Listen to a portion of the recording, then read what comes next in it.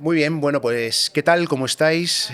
Bienvenidos a estas charlas deportivas, iba a decir, más bien con personas que os dedicáis al deporte de una manera o de otra. Son charlas con deportistas de alto rendimiento en colaboración con el Consejo Superior de Deportes y donde sobre todo lo que pretendemos es que te hagas fan de los valores del deporte a raíz de los testimonios que vamos a ir contando a lo largo de las próximas horas, minutos. Deciros que esto lo podéis ver en diferido tantas veces como queráis, y estas charlas lo que pretenden al final es, bueno, pues ver cómo el deporte al final pues es un ámbito que te puede transmitir muchos valores Ujú. de diferentes tipos, de motivación, de superación, de responsabilidad, de liderazgo Ujú. también. Y vamos a ir viendo con diferentes invitados, pues bueno, aristas varias, ¿no? Pues vamos a arrancar ya con el primer invitado. Él es Gonzalo Jiménez, una persona que, bueno, licenciado en Periodismo y Derecho, muy vinculada al derecho deportivo en concreto. Y casi mejor, Gonzalo, cuéntanos tú por qué te quisiste especializar en algo tan específico como el derecho deportivo. Bueno, pues realmente la idea es básicamente abogados en España. Hay realmente muchos. Para haceros una idea de contexto, solo en Madrid hay más abogados que en toda Francia, por poner un ejemplo. Y yo entiendo que al final la excelencia o la idea de ser bueno en tu trabajo también pasa por la especialización. En este sentido, entendí que aunar estos puntos, bueno, pues de derecho y deporte, que en parte era también mi pasión, pues me ofreció un área de oportunidad en la que aportar valor y, bueno, pues con esta especialización luego creé un despacho de derecho del deporte. Todos nuestros clientes están dentro del entidades deportivas, federaciones, clubes, etcétera, y trabajamos pues tanto a nivel nacional como internacional. En ese sentido, pues básicamente la idea fue, como te digo, especializarnos y poder aportar valor en un área de conocimiento que realmente no está muy extendida como otras áreas del derecho, véase fiscal, laboral, etcétera, ¿no? Uh-huh. Además de derecho deportivo, además lo queremos un poco vincular también con la protección a la infancia, la protección a los menores. Vamos a hablar bastante sobre ello. De hecho, yo te diría, Gonzalo, que tú cómo consideras, según tu experiencia, que están actualmente las entidades deportivas en materia de protección de la infancia. Pues mira, yo creo que las entidades deportivas están intentando hacer un esfuerzo por adecuarse en general a las normativas. Yo me doy cuenta muchas veces, si trabajamos en diferentes ámbitos de lo que es el cumplimiento normativo, ya sea pues en temas de igualdad, en temas como la protección de infancia, temas, bueno, pues vinculados a todos estos valores, ¿no?, que antes tú mencionabas, y sí que tienen esa voluntad, pero es cierto que hay una estadio de carencia de recursos en muchos casos que necesitan apoyo externo para adecuarse. Al fin y al cabo, y yo creo que de buenas voluntades no se avanza, las federaciones, los clubes, pues tienen pues recursos para dedicarse a su día a día, lo cual para mí es perfectamente comprensible. Su función principal no deja de ser el fomento del deporte, que es muy importante. Pero también creo que es importante plantear la idea de que los deportistas, la gran mayoría no llegan a la alta competición, ¿no?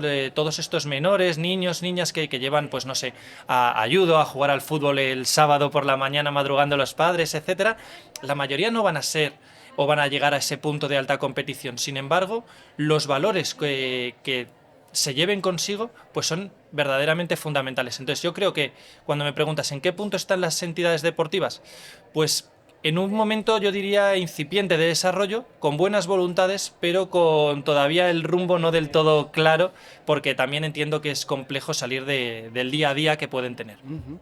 Precisamente hablábamos también en cuanto a lo de la protección de los menores antes, fuera de micrófonos, decíamos, a ver, a un chaval, no sé, de 10 años, de 14 años, que le interesa un deporte determinado, ¿no? El tenis, por ejemplo, ¿no? Nos salía antes el nombre de Rafa Nadal, ¿no? Ujú. Que se habló mucho sobre si estuvo presionado en su momento a la hora de dedicar mucho tiempo a este deporte, si el propio interesado, el propio deportista puede llegar a odiar incluso su propio deporte que tanto amaba. ¿Qué papel deben jugar ahí las familias, el entorno a la hora de, pues eso, ¿no? De un poco de equilibrar, ¿no? El deporte en su vida. Bueno, yo creo que el papel de las familias es fundamental. El caso puntual que tú me mencionabas de Rafael Nadal, yo creo que quizás sería la excelencia dentro del deporte, pero no solo a nivel de práctica deportiva, sino también en cuanto a valores. Pero todos conocemos también pues los que a veces se llaman, ¿no?, juguetes rotos, ¿no? Estos niños que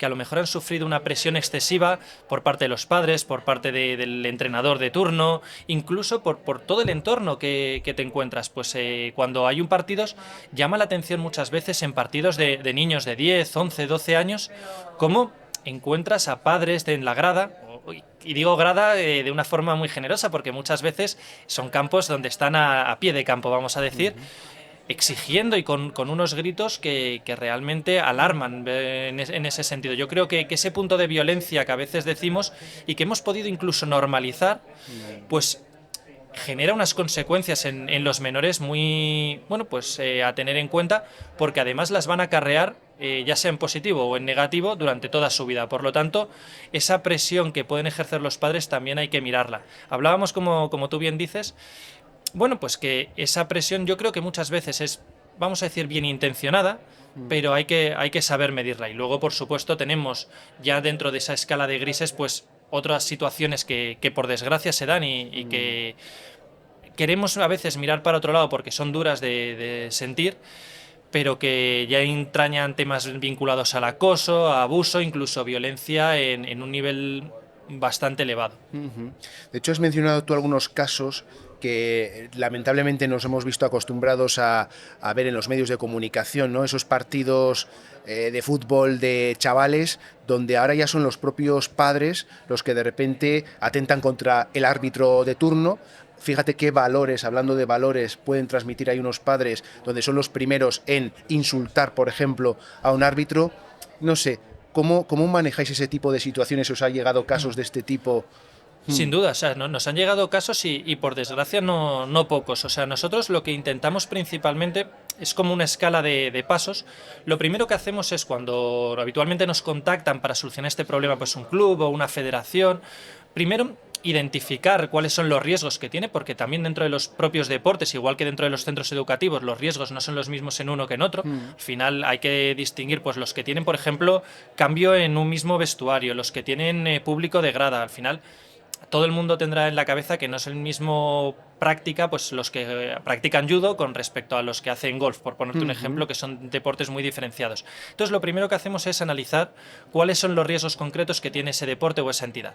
A partir de ese punto, lo que hacemos es, pues, unos protocolos que puedan ser más o menos generales, adecuarlos a esas necesidades. ¿Por qué digo que es importante este punto? Porque al final yo creo que tenemos a veces el defecto de, por no tener los recursos que antes mencionaba, recurrir al copia-pega, ¿no? Oye, pues veo que esta federación tiene un protocolo contra la violencia en la infancia y lo copio, lo pego, le cambio los nombres y ya está. Y realmente eso puede quedar bien de cara a la galería, pero no es eficaz. Entonces, primero adecuamos esos protocolos. En segundo lugar, lo que hacemos es comunicar y formar, porque si al final el presidente de una federación, de un club o el director de un centro educativo, por ejemplo, te encarga un tipo de protocolo de estas características, pero solo lo conoce él, pues claro, la eficacia es nula. Al final hay que formar, pues, en los centros educativos a los profesores, a los responsables, que ahora seguro hablamos de la nueva exigencia que hay en la ley, pero también a los niños para que sepan diferenciar qué comportamientos no deben estar normalizados, a los padres, como tú me decías, y a partir de ahí, pues establecer vías bueno, pues para implantar esa formación y esa concienciación. Realmente, yo siempre digo que si no hay una voluntad, pues de los directores de una entidad, de los padres, etcétera, en hacerse con estas nuevas tendencias, si siempre seguimos normalizando estas malas conductas, pues realmente mal vamos. Lo que ocurre es que en el plano teórico, tú cuando le preguntas a un padre, todos te van a contestar, ¿no? Yo lo que quiero es educar a mi hijo en valores, que él trabaje en equipo, que sea competitivo, pero que sea sano a la hora de ganar, a la hora de perder. Sin embargo, luego parece como que les cambia, ¿no?, ese chip en cuanto llega ese sábado que decíamos y ves a niños de 10 años y parece que se están jugando la final de la Champions League y que los padres son los que realmente generan ese clima. Por lo tanto, yo creo que es transportar esa idea y ver un poco cómo concienciar desde dentro y a todos los niveles en la entidad o en el centro educativo. Volvamos un momento al tema este de la ley que tú comentabas, esta nueva ley. Ponnos brevemente en contexto qué significa esta ley que mencionas y continuamos hablando de las Perfecto, sí, pues entidades mira, deportivas. a mí también me ocurre, yo sigo hablando de nueva ley, es cierto que la ley se promulga en 2021, tiene su plazo de hasta finales de 2021, por lo tanto la obligatoriedad para cumplir con los requisitos de esta ley, ya diría que vamos un poco tarde en muchas entidades o centros educativos. En este sentido, la ley integral de protección a la infancia tiene una característica que va en su propio nombre, y es que es integral y que además se centra en un aspecto muy importante, que es el carácter preventivo. Muchas de estas medidas contra la violencia, contra el acoso, etcétera, tienen un carácter reactivo, es decir, ocurre un incidente, hay una denuncia y bueno, pues se busca que haya una sanción o una cierta compensación.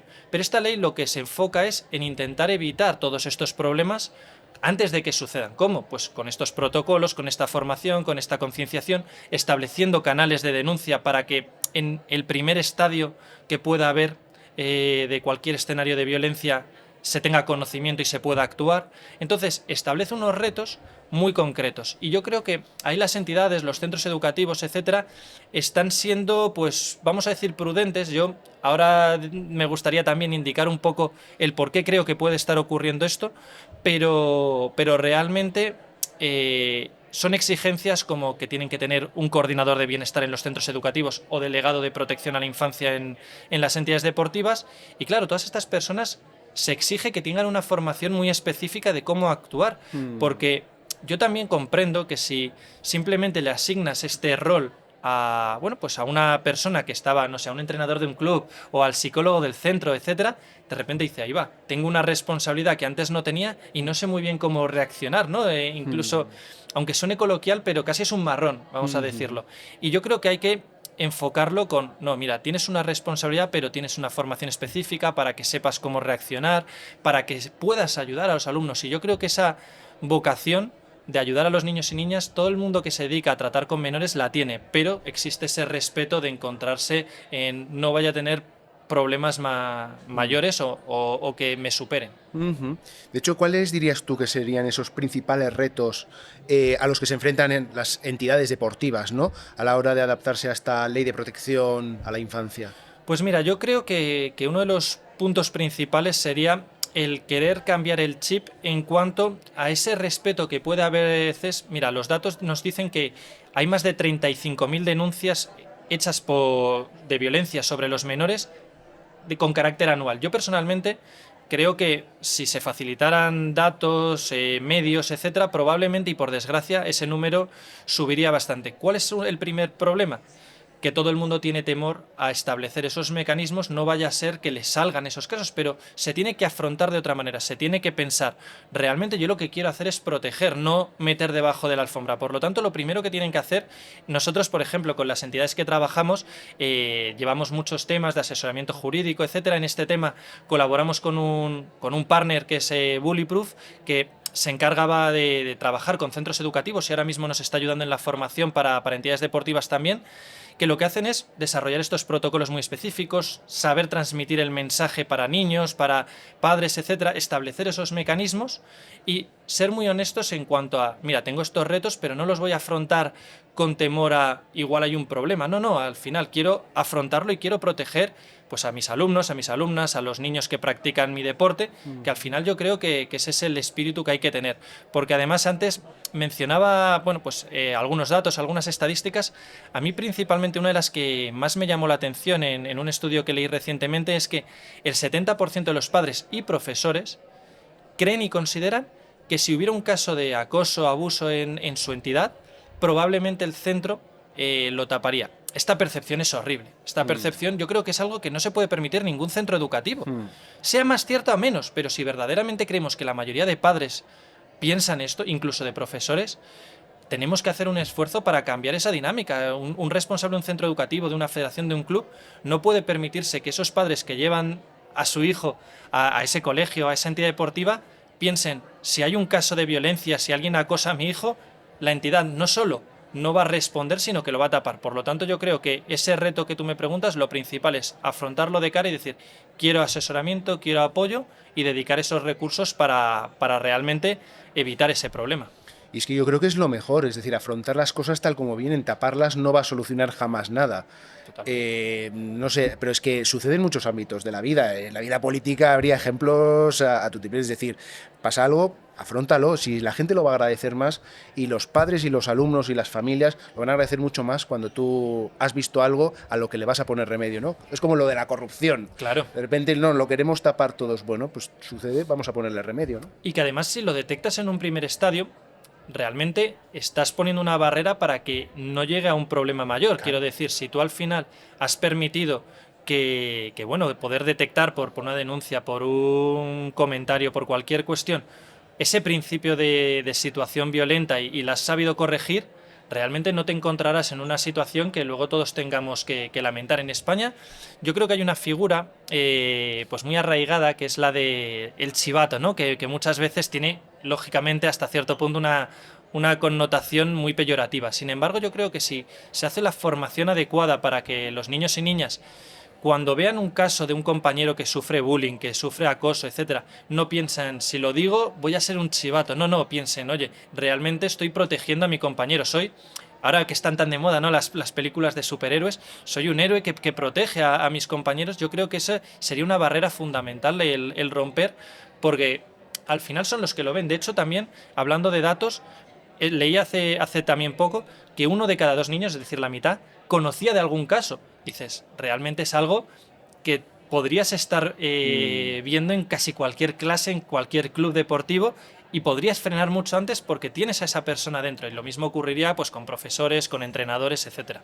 Es que yo creo que hay un miedo un poco generalizado que nos pasa también, es como de repente escuchar gritos en el piso de arriba, pero el no querer meterte en la vida del otro, ¿no? El no querer invadir la intimidad del otro, ¿no? Claro, ¿cómo combinar también eso? Porque a veces, no sé, uno puede pensar, joder, es que si a lo mejor digo que esto está siendo un acoso y estaré exagerando mucho, no lo estaré exagerando. Yo creo que en cualquier caso entiendo que es conveniente siempre, no sé, hacer algo, aunque es preferible que luego haya sido una broma, que a que luego te tengas que arrepentir de que, bueno, pues haya sucedido un hecho lamentable, ¿no? Totalmente. Al final, yo creo que tú mencionabas el tema de la escala de prudencia que podemos tener cuando hablamos de niños pequeños, que al final esta ley, por ejemplo, que hablábamos, habla de infancia y adolescencia, que muchas veces yo me quedo sin poner la última característica, pero realmente cuando hablamos de menores, toda prudencia y protección yo creo que es poca. Es verdad que tendemos a normalizar algunas situaciones como cosas de niños, y hasta cierto punto yo creo que también hay veces que el 1-1 pueden ser cosas de niños que hay que atender, pero cuando ya son colectivizadas, es decir, oye, realmente un grupo de niños, que es muchas veces lo que ocurre, están acosando a un tercero, etcétera, esto ya sí que no es cosas de niños. De hecho, tenemos muchas situaciones, pues en vestuarios, ahora mismo que realmente el tema de las nuevas tecnologías, que todos los niños tienen un teléfono móvil, pues al final ya nos hemos encontrado nosotros en el despacho y hemos tenido que hacer cuestiones en el sentido de fotografías a menores, que luego se publican en redes sociales, etcétera, que claro, que dan bueno, pues generan un problema, primero, por supuesto, para el menor, pero en segunda instancia también para el centro, para el club, que realmente, pues oye, no ha puesto todos los mecanismos para poder proteger a los menores que tiene a su cargo, que no nos olvidemos de que al fin y al cabo los padres están depositando esa confianza en esos centros o en esas entidades. Totalmente. De hecho, comentábamos también que un padre, una madre, lo que ya espera de un centro educativo no solamente la transmisión de conocimientos, ¿no? Cada vez hay una preocupación más humanista, vamos a decir, sobre todo también muy concienciados con la salud mental, problemas de acoso, en fin, de todas estas cuestiones que venimos hablando. Entiendo que es un área ya cada vez más importante en un colegio, más que el conocimiento, ¿no? Pues por recapitular un poco y hablando de esos riesgos, o profundizar incluso, ¿cuáles dirías tú, Gonzalo, que son los principales riesgos que encontráis cuando analizáis una entidad deportiva? Si son, pues eso, riesgos comunes o, en fin, como les digo, a cualquier otro centro educativo que trate con menores, o existen algunos riesgos específicos dentro del deporte? Pues mira, lo que hay es circunstancias muy concretas en el ámbito deportivo que normalmente no están bueno, pues en otros ámbitos. Pongo, por ejemplo, en los centros educativos, por supuesto, pasan mucho tiempo, los niños al final conviven, tienen relación con los profesores, etcétera, pero en las entidades deportivas la relación jerárquica que hay es muy muy clara y muy definida con el entrenador. También nos encontramos situaciones en las que viajan muy frecuentemente los menores bueno, en una concentración, en un viaje para un campeonato, etcétera, que en un colegio es cierto que existen excursiones, pero vamos a decir que no es el día a día. En las entidades deportivas, sobre todo en los chicos que compiten, es algo muy habitual. También nos encontramos situación, por ejemplo, que no es tan generalizada, aunque existe la clase de educación física, pero de el vínculo con los vestuarios, ¿no? Donde se cambian, donde puede haber situaciones con connotaciones, bueno, de ámbito sexual. Nos encontramos también cuestiones o circunstancias, por ejemplo, cuando hay una lesión que tienen, bueno, pues una relación muy estrecha, lógicamente, con el fisioterapeuta, con diferentes ámbitos que no se dan habitualmente en la relación cotidiana de otros ámbitos como puede ser los centros educativos. Entonces, todas esas situaciones hay que ver cuál va a ser el marco en el que opere esa entidad, de cuando viajen, cómo van a hacerlo, cómo van a hacer la diferencia, pues que decir, en una concentración de chicos y chicas. Ahora mismo con los temas de diversidad también es un tema y una arista que hay que ver cómo explorar, porque claro, en otros ámbitos ese choque no es tan radical como ocurre en el deporte, que en la mayoría de los deportes, aunque existen algunos deportes mixtos, pero la mayoría se dividen por categoría masculina y femenina. Entonces, sí que existen circunstancias específicas que hay que tener en cuenta y que, bueno, pues que nos plantean unos retos, vamos a decir, adicionales en ese sentido. Yo creo que prácticamente todas las características generales se pueden dar en los centros educativos, en las entidades deportivas y otros ámbitos, pero también tenemos específicos. Y luego, también a mí me gustaría puntualizar que a veces todos, y a mí me ocurre, por ejemplo, pues en nuestra firma trabajamos con entidades deportivas. Cuando trabajamos con nuestro partner que antes se mencionaba, con Bullyproof, se dedican principalmente a centros educativos. Pero los menores no viven en solo un ámbito. Esos mismos niños que van al colegio son los mismos niños que luego van a judo, que juegan al baloncesto, que van al campamento. Quiero decir, no son menores aislados que solo estén en un ámbito. Entonces, tenemos que plantear una estrategia transversal, que al final hablamos de bullying, hablamos de posibles acosos por adultos, por desgracia, y realmente, aunque queremos, como decía antes, pensar que es algo muy excepcional, si nos metemos en internet y buscamos último escándalo de acoso, etcétera, por desgracia la noticia va a ser relativamente reciente. Entonces, siempre tenemos que estar alerta y no apartar la mirada por el hecho de no querer afrontar esa realidad. O sea, por tanto, Gonzalo, podemos decir que los centros educativos, estamos hablando, necesitan que organicen actividades, o sea, cuando organizan actividades deportivas, el contemplar estos aspectos más allá de su ámbito educativo. Yo creo que los centros educativos al final tienen que entender que, bueno, pues que esta relación que tienen con los menores la tienen en las aulas, la tienen cuando van en la ruta del colegio, la tienen cuando van a un campamento, y también la mayoría de colegios, o muchos de los que yo conozco, tienen también entre sus actividades extraescolares, pues ya sea baloncesto, fútbol, judo, hockey. Hay muchos deportes que se practican en los colegios y que es habitual. Y también hay veces que pueden pensar, bueno, es que esta actividad la externalizamos y será responsable de la empresa en la que lo derivemos.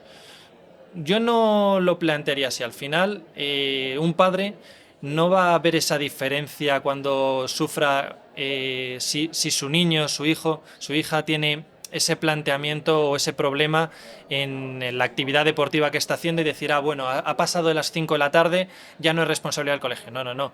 El colegio me está ofreciendo esto y tengo que enfocarlo. Yo personalmente creo que, y es verdad que hay dos figuras diferenciadas en los colegios, la ley establece que tiene que existir el coordinador de bienestar, en el deporte se llama delegado de protección a la infancia y adolescencia. Realmente las funciones son muy similares. Es cierto que creo que es muy interesante que hayan focalizado también en el ámbito deportivo, pero creo que si un colegio lo quiere hacer de una forma global, tiene que atender también estas actividades que realiza. O sea, no puede ser que solo se centre en lo que ocurre, digamos, en un horario muy concreto, en un espacio muy concreto. Tiene que una responsabilidad sobre esos niños, incluso, por eso decía, la responsabilidad de estos coordinadores y por qué necesitan una formación específica o un apoyo muchas veces de asesores que conozcan de esta materia y que tengan experiencia en otros centros, porque al final también, si tú detectas que ese niño, oye, pues de repente venía muy alegre y te llega a clase que ahora mismo está alicaído, que no se centra en no sé qué, pues también es interesante saber si ha cambiado algo en su, bueno, pues en su situación familiar, si puede estar sufriendo algún problema, etcétera, y enfocarte, digamos, en darle ese, bueno, pues ese canal de comunicación, esa persona cercana con la que se sienta protegido y diga, oye, realmente yo puedo confiar. Y creo que los centros educativos en muchas ocasiones, como decía al principio, por recursos, pues acaban asignando, no sé, al psicólogo del centro o al jefe de estudios estas funciones, le acaba quedando a desmano y sobre todo los niños pues no tienen ese vínculo de cercanía, de decir, oye, realmente quiero poder comunicarme y que sentir que me escuchan, ¿no? Que de hecho es un derecho que recoge la ley de esta forma expresado, el derecho del menor a ser escuchado, que yo creo es muy importante. Sí, lo que decías, al final, en lugar de tenerlo profesionalizado, pues se lo asignas a un profesor que con toda su buena voluntad, seguro que sí, pero que no abarca todo y al final no puede, lo que tú has dicho, porque el alumno no termina cuando termina la clase, ¿no? Debes de hacer un seguimiento, si de verdad te preocupa, ¿no? Un Sin poquito duda, más amplio, ¿no? sin duda. Bueno, ¿y cómo trabajáis con esas entidades deportivas? Es decir, ¿cuáles son los primeros pasos que deben seguir y qué recomendaciones darías? Pues mira, un poco hilando con toda la conversación que hemos ido teniendo, yo creo que el primer paso es ese compromiso desde la dirección y lo amplío a entidades deportivas o federaciones o clubes. Al final, en cumplimiento normativo, que todo el mundo habla muchas veces con anglicismos, lo llaman tone at the top, y es ese compromiso desde la parte de dirección, porque si no, pues no va a permeabilizar. Esa idea de decir, oye, quiero destinar recursos, quiero enfocarme y no tener miedo, ese punto de querer ocultar las cosas, etcétera, y quiero ver cómo enfoco este elemento de protección. Tengo que hacer ese análisis de mis riesgos, que nosotros, por ejemplo, es lo primero que hacemos, nos entrevistamos pues con algunas personas que trabajan ahí, que llevan mucho tiempo, los que llevan menos, que ver un poco cuáles son el día a día, porque todos en nuestro trabajo a veces tenemos asignadas unas funciones y sin embargo todos somos conscientes de que acabamos haciendo mucho más de lo que pone en el papel, ¿no? Por decirlo de alguna manera. Entonces entender verdaderamente cuál es la realidad. A partir de ahí creo que la ley es un marco, bueno, pues que queda muy bonito, pero hay que aterrizarlo, porque ninguno estamos con el boletín oficial del Estado en la mano y al final hay que aterrizarlo a la entidad o al centro educativo y establecer esos protocolos, esa formación y esos canales. Para eso yo creo que personalmente el compromiso tiene que ir acompañado de, bueno, pues de buscar un asesoramiento especializado. Nosotros te mencionaba anteriormente nuestro caso concreto. Tenemos bueno, trabajamos con 20 federaciones nacionales, federaciones autonómicas, incluso con bastantes centros en Latinoamérica, y sin embargo, cuando cogemos y decimos, oye, hemos detectado este problema en materia de, imagínate, de igualdad, pues buscamos también colaboración en ese tema. Oye, tenemos incluso en protección de datos, pues buscamos ayuda en protección de datos. En protección a la infancia lo hemos hecho con el partner que te decía de Bullyproof. Este sentido es fundamental el no decir yo puedo saber de todo, que es lo que a veces ocurre cuando asignas. Al final, cuando todo el mundo sabe de todo, acabas sabiendo de muy poco. Y entonces yo creo que ese esfuerzo de decir no, no voy a avergonzarme, no voy a querer cerrar mis puertas y que no entre alguien de fuera a decirme qué estoy haciendo bien y qué estoy haciendo mal, es fundamental el decir, mira, yo voy a apoyarme en gente que lo está haciendo en otros centros, que tenga experiencias, porque al final los casos de éxito o de experiencia en un centro y en otro muchas veces también son homologables y lo que aprendes en un sitio lo puedes aplicar en otro. Entonces creo que esos serían un poco los primeros pasos que yo daría. Sería compromiso, buscar ayuda especializada y luego centrarme en mi, digamos, entidad o centro, buscar cuáles son mis problemas concretos o cuáles pueden ser potencialmente mis problemas concretos, que no quiere decir que lo esté haciendo mal en este momento, pero sí que si sigo por este camino puede acabar ocurriendo cosas. Y el ejemplo que ponía anteriormente, no sé, de los móviles en los vestuarios, de etcétera, pues dices, oye, ¿ha ocurrido algún caso ya? No, pero sabemos que si siguen por ese camino, la probabilidad se va incrementando. Entonces, bueno, pues creo que ese sería un poco lo que yo plantearía a un centro educativo, decir, oye, busca ayuda, sin ningún complejo no tengas el temor de tener problemas, sino que además los padres, yo creo que vas a mejorar la percepción de tu centro enormemente. O sea, yo por ejemplo creo que esto, los colegios, por ejemplo, concertados, privados, tienen en este sentido una ventaja, quiero decir, una cierta libertad que los públicos tienen que seguir unos parámetros, pero que pueden realmente ofrecer a los padres el decir, yo realmente me estoy preocupando no solo de que tu hijo aprenda matemáticas, que tu hijo aprenda a hacer raíces cuadradas, que luego todos la que acabamos haciendo muchas veces con la calculadora, ¿no? Sino de que realmente no tenga un problema que pueda condicionar su vida. Entonces, eso creo que esa percepción que antes te decía que los padres pueden tener negativa, cambiarla es fundamental para un centro educativo o para una entidad deportiva. Yo ya diría casi ya como colofón para terminar que efectivamente con la preocupación de las familias, de los padres, por supuesto, pero que los centros educativos y las entidades deportivas, el no saber la ley no te exime de su cumplimiento, ¿no? Que tanto se dice en legislación, ¿verdad? Totalmente. Al final, antes decíamos la nueva ley, ha pasado tiempo y probablemente si hiciéramos una encuesta incluso a aquellos que va dirigida, no conozcan bien. Esto quizás, yo sé que hay muchas veces que estos términos jurídicos pueden ser a veces un poco aburridos, pero está muy definido, es una ley incluso corta, me atrevería a decir, pero que atiende mucho a este carácter preventivo y a esta protección integral, que yo creo que al final también es clave, ¿no? Porque cambiamos el modelo de siempre estar reaccionando ante un problema, ante un caso que ya de verdad es grave, a decir, vamos a proteger, no solo a reaccionar. Entonces hay que conocer la ley y hay que responder a los retos que exige, que al final, pues te decía en repetidas ocasiones, pues tienes que tener formas de comunicar, tienes que tener un responsable, tiene que existir una formación específica y todo eso yo creo que va a ayudar al centro y no verlo como, bueno, pues como un posible gasto, sino como una inversión en el centro y en la calidad del mismo. Muy bien, pues ya no tenemos tiempo para más. Gonzalo Jiménez, muchísimas gracias por haber dedicado tu tiempo esta mañana con nosotros y espero que sea muy útil esta conversación para todos los que nos estáis viendo al otro lado. Muchas gracias a vosotros. Hasta pronto.